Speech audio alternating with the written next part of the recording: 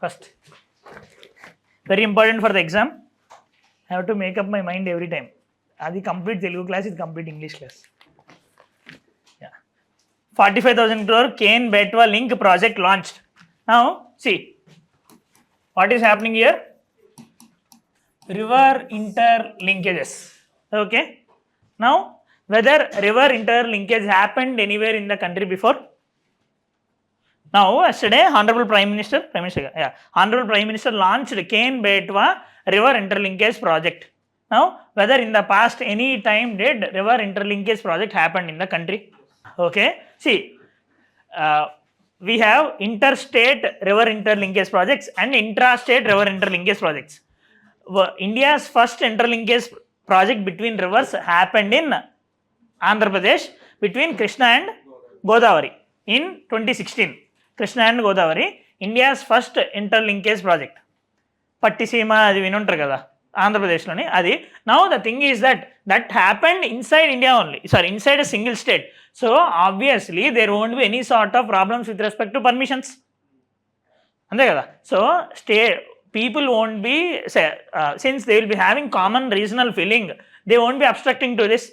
But transferring of river water from one state to another state is a very Herculean task, not about the infrastructure or about environment, but related to the political things. Major this Kaveri dispute is between Karnataka and Tamil Nadu. Right. Obviously, any of them will be coming down. They can't come down because they will be having problems while voting. Same is the case with Andhra and Telangana with respect to Krishna dispute or else Godavari dispute. Mahadayi dispute between Maharashtra and Goa.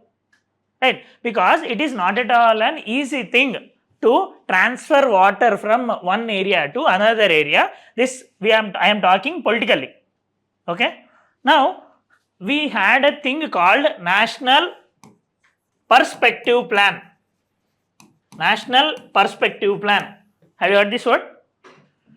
National Perspective Plan is a plan to interlink 30 projects. This is the first of the National Perspective Plan. Okay, we released that National Perspective Plan in 2018 itself to interlink, to launch 30 projects, and one of the interlinking project is this Ken-Betwa.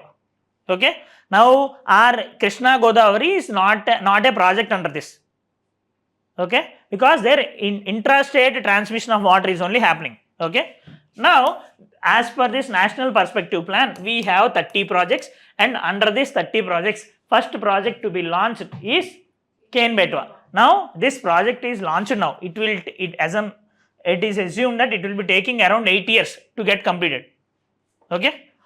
Now one more thing is that, what is the name they are telling to this project? Ken-Betwa linkage. What are these two? River interlinking project means obviously these two will be rivers. Now both of these two are tributaries of Yamuna. Both of these two are tributaries of Yamuna river. Now, why government want to launch this project? To provide water to water scarce area in the country. This Bundelkhand is similar to Rayalaseema region of Andhra Pradesh. It is a completely water scarce area in the country. Bundelkhand. Okay, Bundelkhand area. By this, water from Ken river will be transferred to this Betwa river. Okay, now this Ken and Betwa, both of these originate in Madhya Pradesh itself. In their course, this Ken will be going towards UP also. This Bundelkhand is a region not restricted to any specific state. Bundelkhand comprises of some areas of northern Madhya Pradesh and southern Uttar Pradesh. So Bundelkhand consists of both MP, some parts of both MP and UP. Now this project will be solving water scarcity issue of both MP and UP.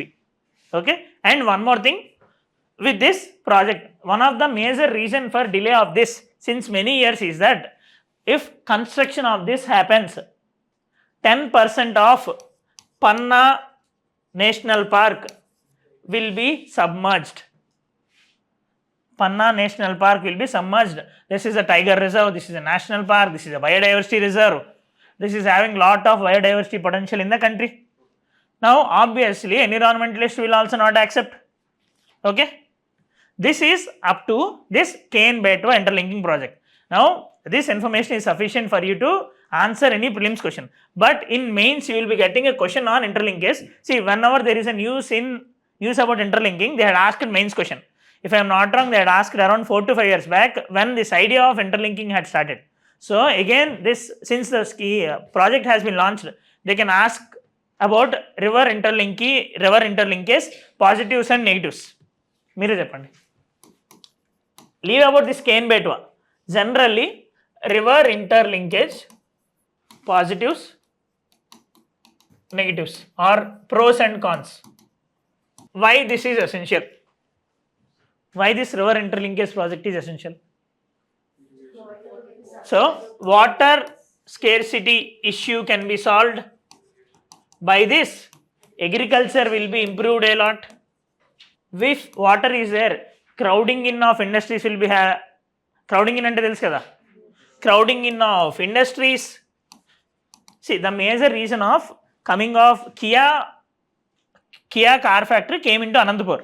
Now, the major demand they had asked is, we want 24/7 efficient power supply, and along with this, we want water supply.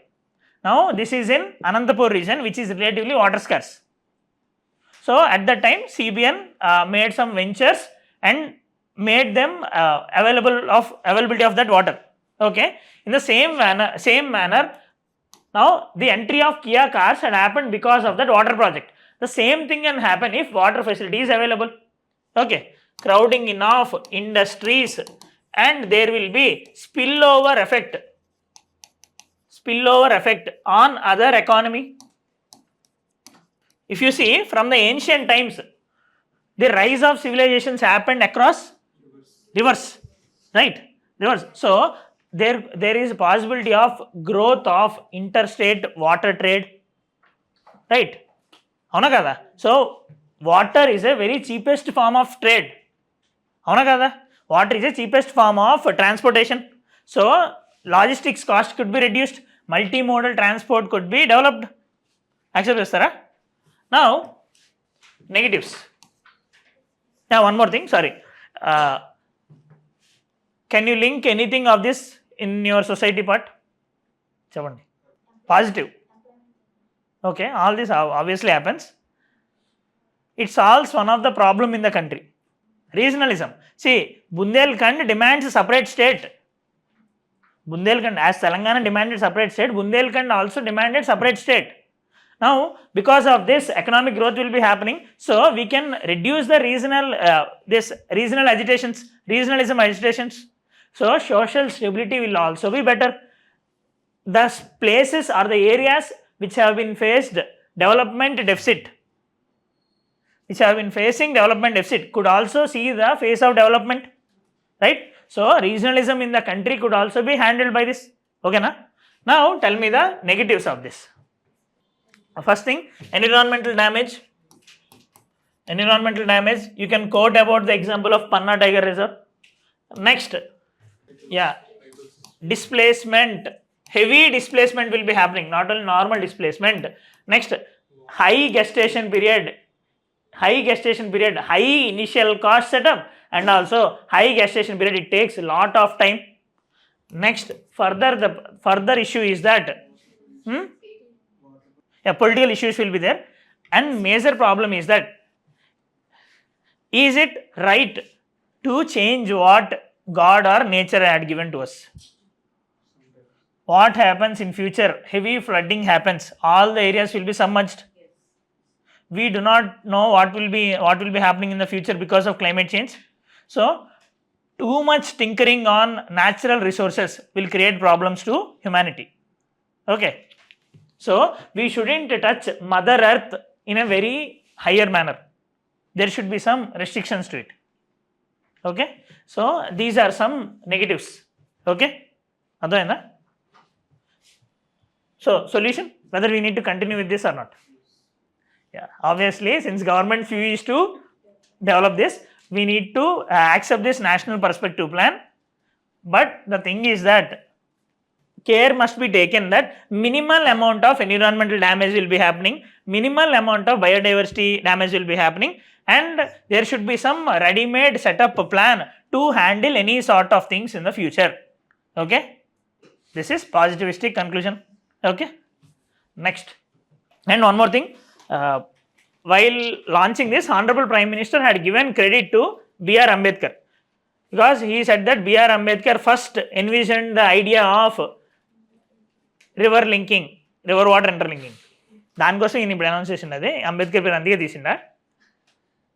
Since there is lot of ruckus against BJP about Amit Shah's words on BJP, this Ambedkar, just he want to cool down the feelings. Page number 2, చాలా బాగుంది example. Now, self help groups అయిందని చెప్పారు కదా, అవలేదని చెప్పారు మీకు గవర్నెన్స్లో, అవలేదా? అయితే ఇది వద్దులండి. Now the thing is that, see, self-help groups means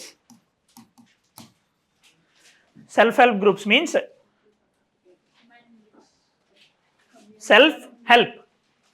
We will be taking help to ourselves. Means, for example, say 10 people from common background, means their economic status is common. They are not so rich, so relatively same background, and they are coming together to promote thrift in them. Thrift ante savings, so they want to promote savings. Now what happens here, all the 10 people will be pooling their resources, say 100 rupees.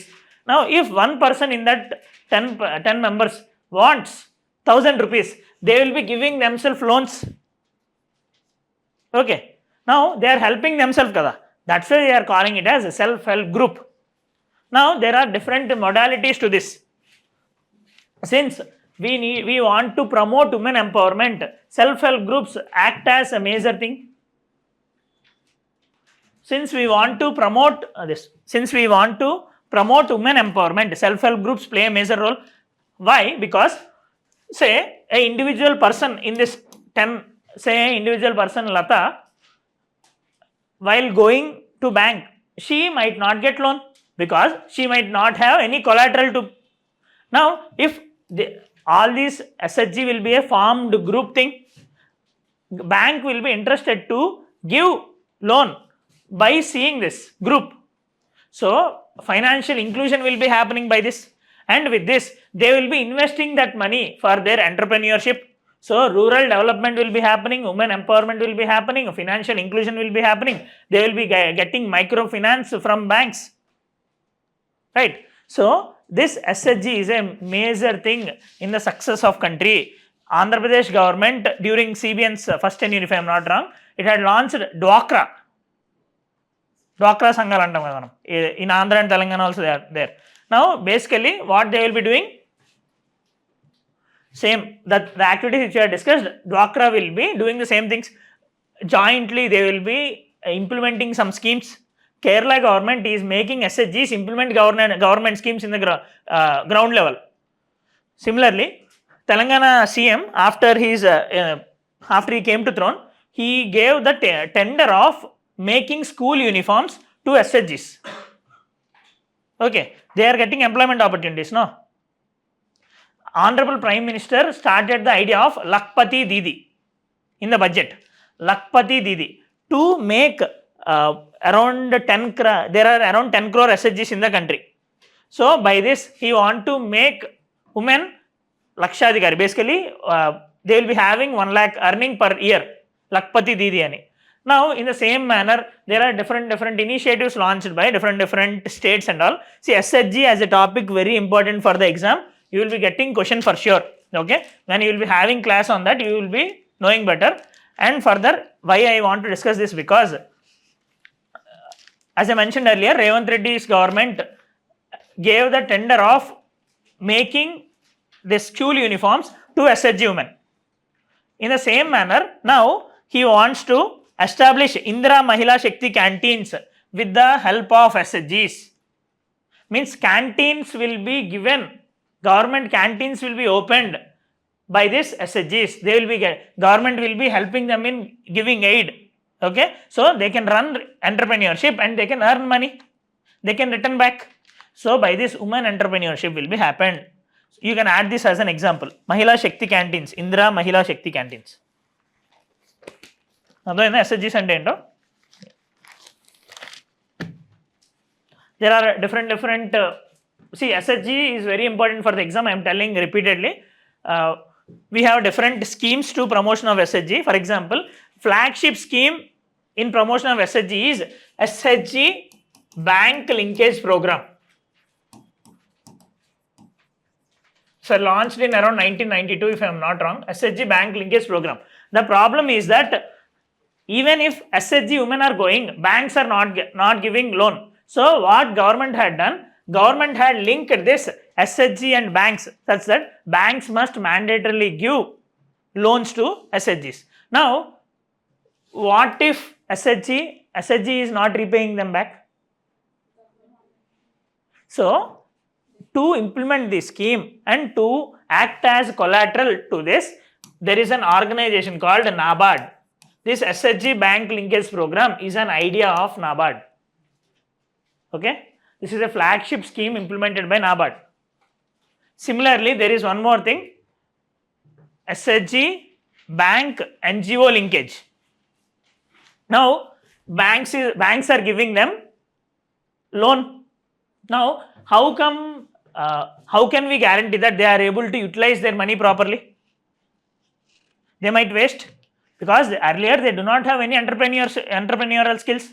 So now what government had done, they had initiated one more thing called, they had linked NGOs to these SHGs. These NGOs will be building capacity. They will be giving them training, how to start new ventures. Okay, in guidance and all. For example, there is an NGO called Mairada. Mairada is in Maharashtra, if I am not wrong. Now, this Mairada NGO will be helping SHGs in training. There is an NGO called Navatejashwini in Maharashtra. This is helping people of SHGs in Maharashtra. Okay, so why they are linking these different models. Yeah. And Kerala is the best example of success of SHGs. They have a model called Kudumbashri model.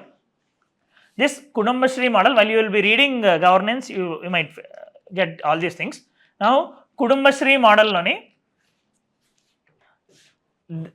this SHG is there, no? They had divided these SHGs into 3 types. There will be some district level body, intermediate level, and there will be ground level. They had linked all these 3, and these 3 are implementing government schemes. Now, for example, during COVID-19, these had done household surveys. These had done vaccination with proper training. They had supported a lot the Kerala government in this awareness generation during COVID. And also, you know that Kerala is very much affected with floods. During flooding, every time, this Kudumbashri model is helping them a lot. Now, can you understand how SHGs are very much helpful for the country? Yeah. Next. Page number 3. Sugarcane farmers to receive Punjab land of unlimited output. Sugarcane farmers to receive 401 per quintal. Punjab, the highest price offering state in India. Okay. You need not to remember any of this Punjab or else this how much money he is giving, but the background of this sugarcane incentive. Now, whether sugarcane will be coming under the MSP policy or not. Obviously, it is also under MSP, but the name of the incentive given to sugarcane farmers is called as FRP. It is fair and remunerative price. All of you know about MSP now. I am not repeating it again. Just MSP will be decided by CACP, Commission for Agricultural Cost and Prices.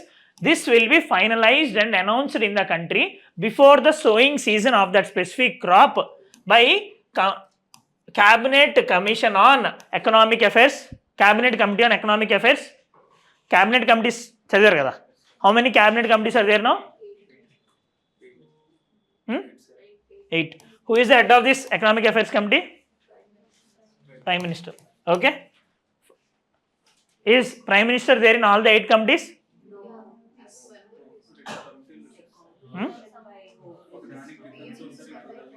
Prime Minister is there only in 6.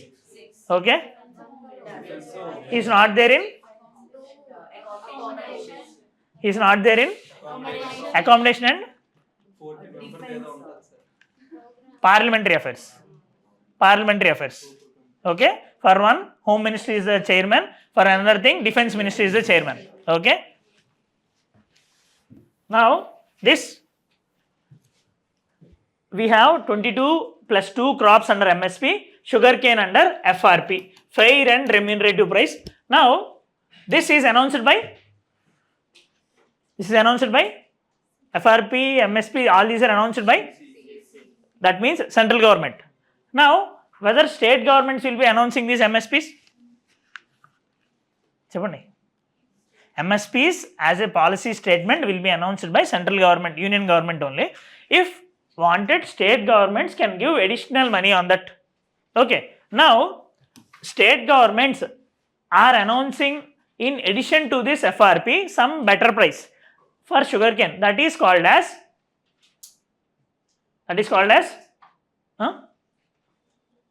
this FRP is being announced by CCEA only.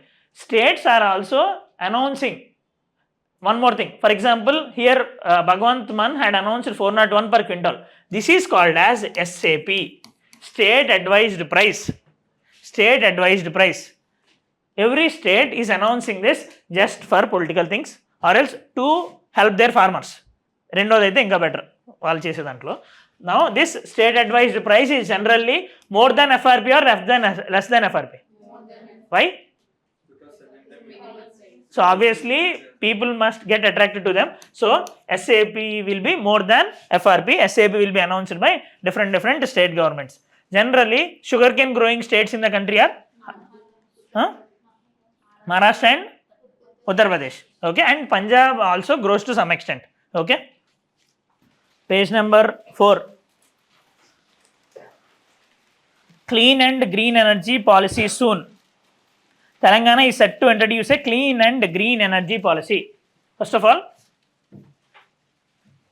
what is this clean energy?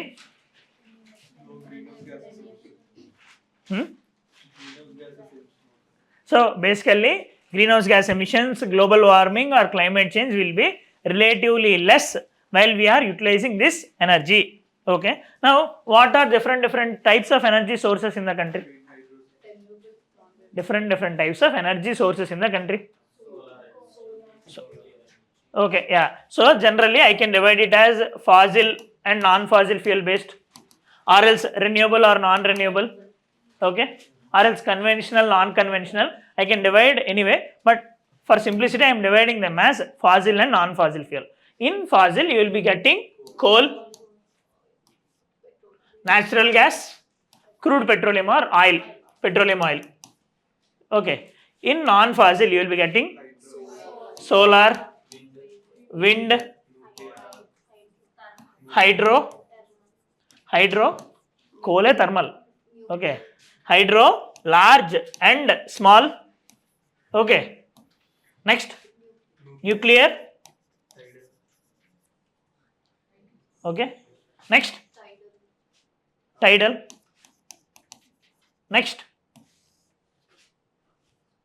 geothermal energy, ocean energy, thermal conservation, biogas.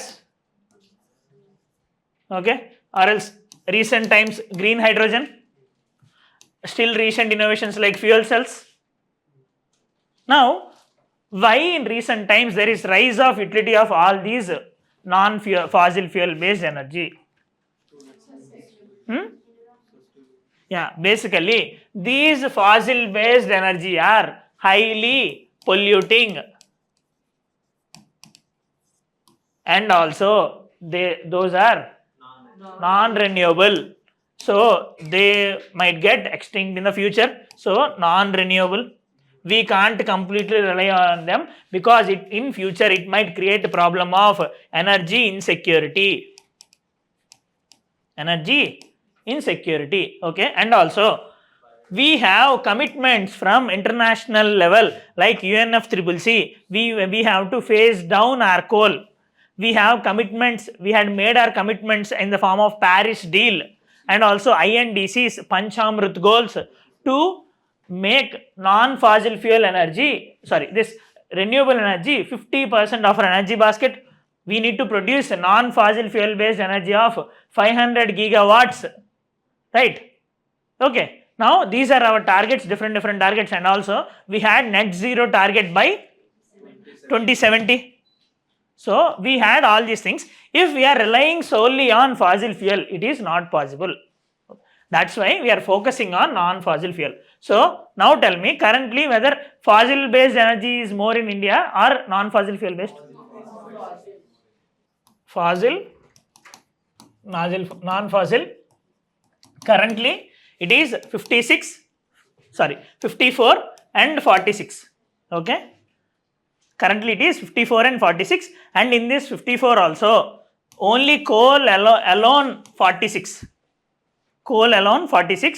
And in this 46, 20 comes from solar, 10 comes from wind, around 10 comes from large hydro, 1 comes from small hydro, 2 comes from biopower. Okay. Now, ఇవన్నీ మీకు తెలియాలి, ఎగ్జామ్లో అడిగే chance ఉంది, but not these minor things. Okay, and in this 46 from coal, 6 from natural gas, precisely 5.6. Okay, now the thing is that we want to increase this non-fossil fuel, so we need to focus more on our solar, wind, hydro, biopower and all. Now here I am using the word large hydro and small hydro. What is the difference between that? See, based on the power generation capacity, if a hydel power plant produces less than 25 megawatt, we call it as small hydro. Greater than 25 megawatt, we call it as large hydro. Okay, confuse avuddu. Recently in some RBI exam or some UP 1.8, nuclear 1.8. Is nuclear fossil or non-fossil? Renewable or non-renewable? We decide something as a renewable or non-renewable based on its feedstock.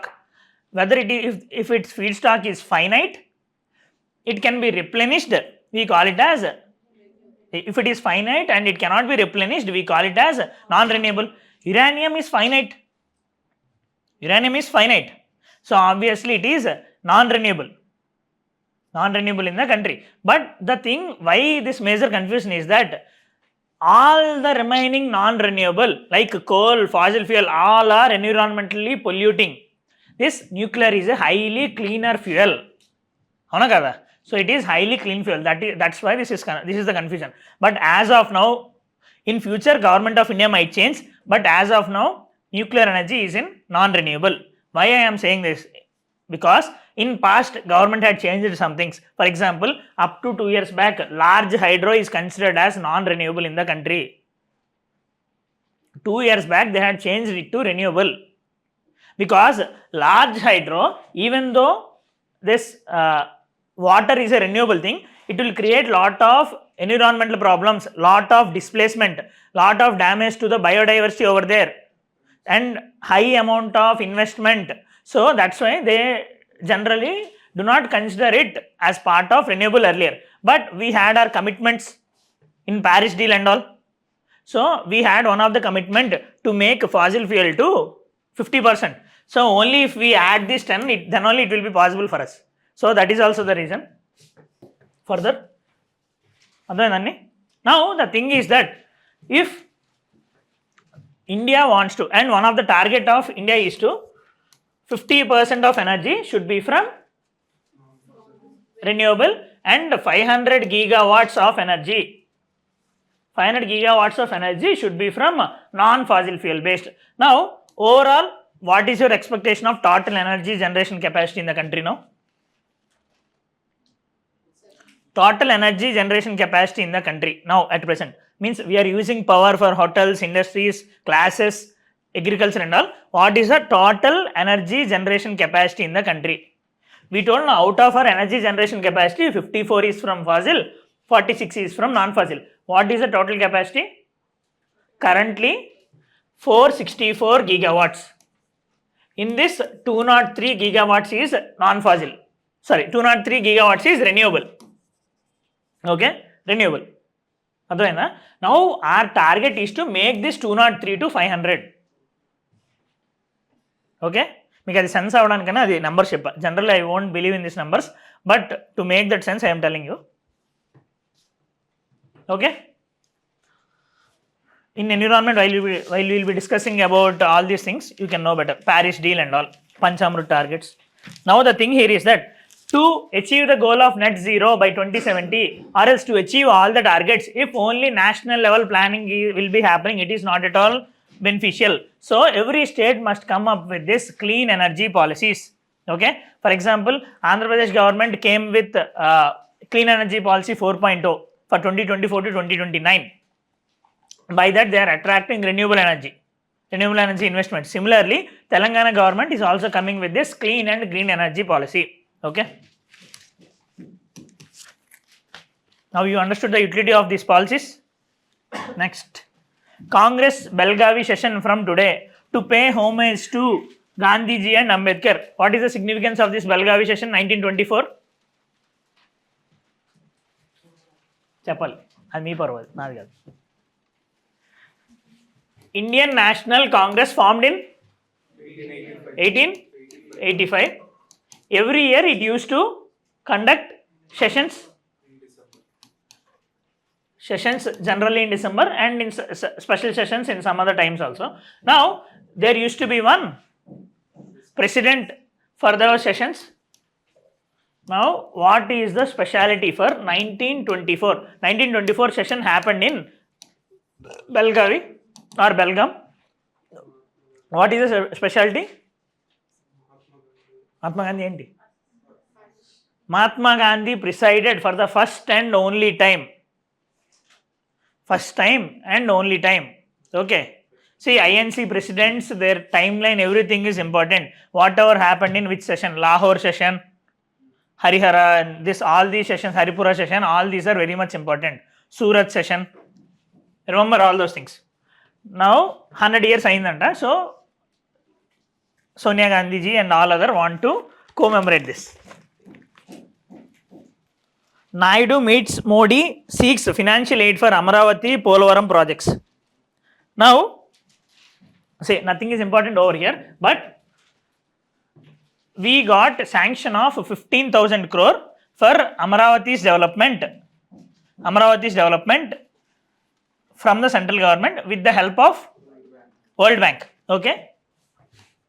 These type of things are called as externally aided projects. In the past also, we are having number of schemes being nationally and even statewide. We are having number of schemes and initiatives being helped by different agencies like ADB, right? World Bank, AIIB and all. AIIB means? ADB means? AIIB? Asian Infrastructure Investment Bank. ADB is majorly governed by the whims and fancies of USA and Japan. AIIB similar with whims and fancies being designed by China. Okay. And there is one more multilateral financial agency other than these three, NDB, New Development Bank. Okay, BRICS Bank. All those four also very much important. Know their headquarters, how many total members, what are there, why they are in use recently. Okay. Those are called as multilateral financial institutions. Next. In modern history, have you heard about Nagapattinam? Nagapattinam, Bhimunipatnam, Masulipattnam. Yeah, Masulipattnam. What are these? All these things? Ports of? those are trade centers of Europeans in Indian, like Denmark or else. See, for example, these trade centers are very much important. For example, British first established their trade center in Surat. Later on, this Fort Williams. Okay, Nagapattinam is also a famous trade center for many European nations.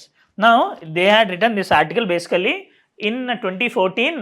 We got India's largest tsunami ever. Sorry, 2004. 2004 we got largest tsunami ever. Now, how we became resilient over it and all. Now, you need to learn about tsunami guidelines, NDMA guidelines regarding this. In disaster management, in disaster management, you will be knowing about all these things. Tsunami and all. In geography, tsunami ainda? Tsunami ainda leda geography lo. Basically, tsunami means for sure earthquake must come for tsunami. Basically, tsunami means without tides జరుగుతుందా tsunami? Clarity అస్సలు లేదు, మీకు అర్థమైంది, చదవండి అది. See, if you do not know some current affairs issues like this interlinking and all, it is not at all an issue. You will learn and you will be knowing that. Now, if you are having a mismatch or in non-clarity with respect to some static topics, it is sin on your part. Okay? మీ classes అవ్వలేదు కాబట్టి మీకు పర్లేదు, but ఎవరికైందో అది వాళ్ళకి పాపం. So correct it. ఎంత వేగా పాపం తగ్గించుకుంటే అంత మంచిది. Key partnership. India and Kuwait are trying to deepen ties during a crucial period. Where is Kuwait? Is West Asia and Middle East different? Then why different names? With respect to India, it is West Asia. See, center of gravity of the world generally lies in USA. So, in USA's perspective, from 1991, we consider USA as superpower. Although its stature reduced now because of powers like BRICS, from USA's point of view, we consider this area in the West Asia as Middle East. That's why, if you consider from the point of view of West, it is Middle East. East loni middle lo undi. Okay, if you consider from the point of India, it is in West Asia. That's why we consider Southeast Asia, ASEAN, West Asia. We have connect Central Asia policy, West Asia policy, right? Act East. మీకు IR classes అవుతున్నాయి కాబట్టి తెలుస్తుంది. Okay, now Kuwait is in this west Asia. Now, Kuwait is relatively a very good partner for our country. We do not have any sort of problems with Kuwait. Many of our diaspora are living in Kuwait. In our areas, many people will be telling, no, my father or someone is living in Kuwait, Qatar and all. Now, this Kuwait is a member of an organization called GCC, Gulf Cooperation Council. Now, after going home, learn about this GCC. How many members are there and all. అలా కాదు, Gulf countries అందరూ ఏమఉండవు, 8 countries ఉంటాయి actually.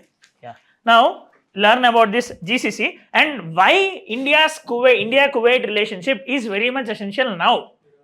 See, West Asia is in flux. Currently, West Asia is in flux. Lot of changes are happening, right? And this northern part of Africa, that is also in flux. There are a lot of changes happening. Israel, Lebanon, Iran, Iraq. Since it is in flux, we need to have many friends to have our say. అవునా కదా? So we need to have our friends over there. We shouldn't damage ourselves. And also, China's influence is also being increased over there. And once again, since Trump had come, again the equations might get changed. So in this scenario, we need to maintain our friendship. Okay? కొన్నిసార్లు friendship కోసం అంటూ బయటికి తీసుకెళ్ళినప్పుడు మనమే ఫుడ్కి డబ్బులు పెట్టాల్సి వస్తుంది. In the same manner we need to just I told that we need to invest for friendship. So India is trying to build it's friendship to have a greater say in the west Asian relations. Okay, the disaster management amendment, the lapses in the disaster management bill. Actually, this bill inka act avaledu. Disaster Management Act 2005. We made this act aftermath of this tsunami. We are also members of United Nations Office of Disaster Risk Reduction. Initially, we used to have HIGO framework for disaster risk reduction. It is up to 2015. After this, we had Sendai framework for disaster risk reduction. This is from 2015 to 2030. Okay. Now, as part of this, we had to modify our policies. NDMA guidelines are also given based on these things. NDMA is a National Disaster Management Authority. It is headed by, at the national level, NDMA is headed by Prime Minister. In the state level, SDMA is headed by Chief Minister. In the district level, DDMA will be headed by District Collector. Okay. So, District Collector's one of the major role is to handle disaster scenarios like floods, fires or any sort of thing. Okay. Now, in the same level, we call Prime Minister and Chief Ministers as crisis managers. Crisis managers kada. First person in the crises. Now, that's why Prime Minister is the head of NDMA, Chief Minister is the head of SDMA. Now, we are having separate things called National Disaster Response Force. NDRF, Dalalu, SDRF forces and all will be there, no? Those will be coming and helping during any sort of disasters. Okay. Now, there are specific disasters identified by NDMA and they had given guidelines to it, like urban flooding guidelines, the guidelines to handle this tsunami, cyclones and all.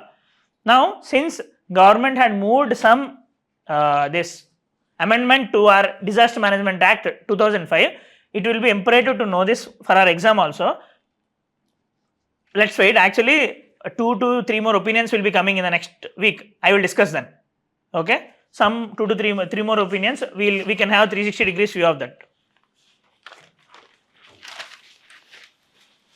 And for this year's disaster management, this will be very much important.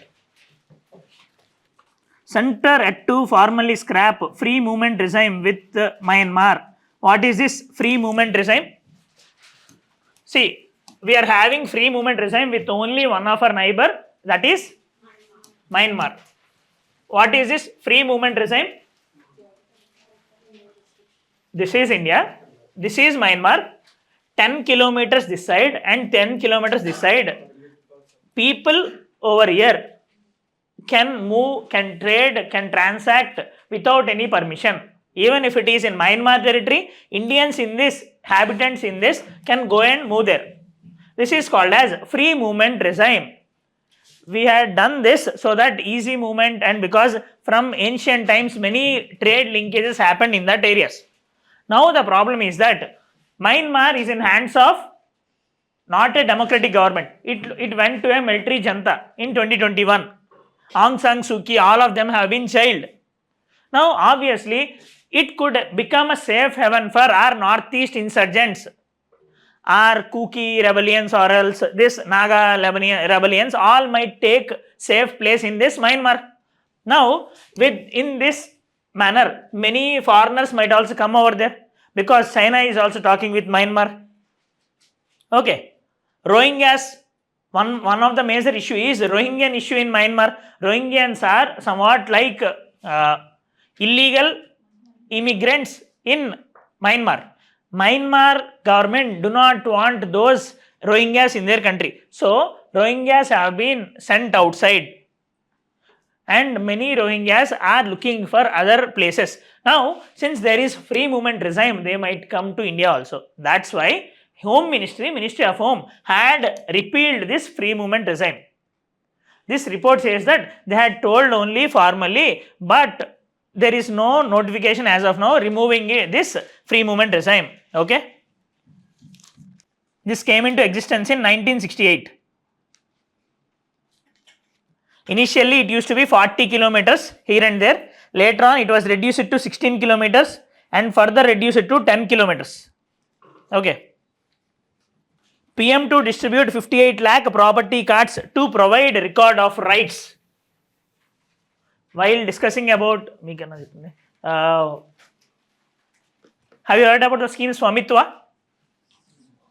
Swamitwa. In governance, e-governance, yeah, basically digitalization of land records. Class actually. Yeah. So this is one of the e-governance initiative. Okay. G2C initiative. Governance aindi meeku. G2C ante government to citizen. This is one of the G2C initiative by government to citizens. Swamitwa scheme. By this, what happens? All the people who are having land rights, they will be getting record of rights. This is digitalization of land rights. Means if you are having our property, this will be digitalized so that in future there won't be any disputes. Land titling issues will be not there. So easier transactions can be happened. So land rates can also be increased in the future. Judicial disputes will also be reduced. Litigations will be reduced in the judiciary. Right. Land titling is an act. Land titling and just we will be identifying who is the owner. Now we are utilizing this. We are identifying who is the owner digitally. Means we had digitalized all the land records. This clearly says that person A is owner of this land parcel. Person B is owner of this land parcel. So in future, no other person can come and say that this is my land. Even if he comes and says also, the person A will be the original landholder. Court will not accept it. See, major issues in our judiciary is pendency, and one of the major issue in that is land disputes. Okay. 58 lakh property cards ichcheranta. See, for example, many states are launching similar to, for example, last time we had Jagananna Bhoo Hakku, that is in part of this Swamitwa. Okay. Based on those guidelines only, we will be running these schemes. See, read this article by Sarbananda Sonowal. Actually, he is relatively a good person in Honorable Prime Minister's cabinet. He is now shipping minister. Learn about the views of Government of India in maritime scale. It is important for our maritime aspect in GS3. Healthcare costs surge, push up medical cover rates. Healthcare cost paragamante.